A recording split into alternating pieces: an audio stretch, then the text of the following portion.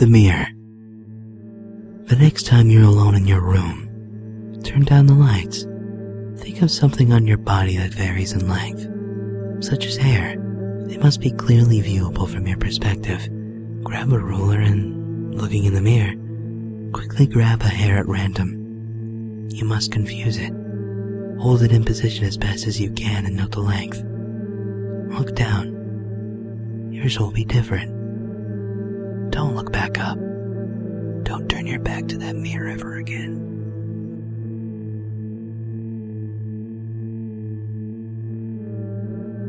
The closet. Open your closet. Don't turn on the light. Make sure you have one match with you. Step inside and close the door. If the lights outside the closet are on, this will not work. Nor will it work if it's daylight. The only room you need is enough for slight mobility. Stand inside the darkness for about 2 minutes, since that's all that's needed. Now, take the match and hold it in front of you and say, "Show me the light, or leave me in darkness." If you begin hearing whispers, light the match immediately. If you don't hear anything, and the match doesn't ignite on its own, then don't turn around. If you light the match too late, or not at all after hearing whispers, something will grab you from behind and pull you into what seems like a forever fall into darkness. If you do manage to light the match in time and nothing happens after, open the door slowly and get out.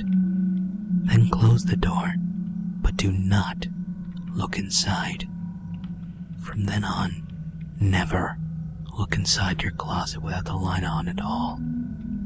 Some say if you leave your closet open during the night, you can see the demon watching you with 2 red eyes that glow like matches.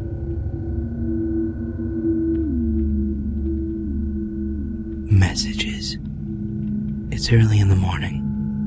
The sun will be up for another couple of hours. You're fast asleep in bed, lost in a dream. When the phone rings, rather than waking up, you roll over and cover your head with a pillow. Hours pass. The sun rises. The phone is ringing. When you wake up, your alarm clock is blaring and the phone is ringing. By the time you will yourself to turn the alarm off, the phone has stopped ringing. You realize that it's been ringing all morning. You slide out of bed and press the blinking red button on your phone as you slide into the bathroom. The phone beeps, followed by the friendly, electronic voice. Hello. You have 666 new messages. Message 1. The phone beeps again, and you're not prepared for what comes next. Screaming. You spin around, thinking that she's standing right behind you. There's pure terror in her screams, accompanied by other disturbing noises.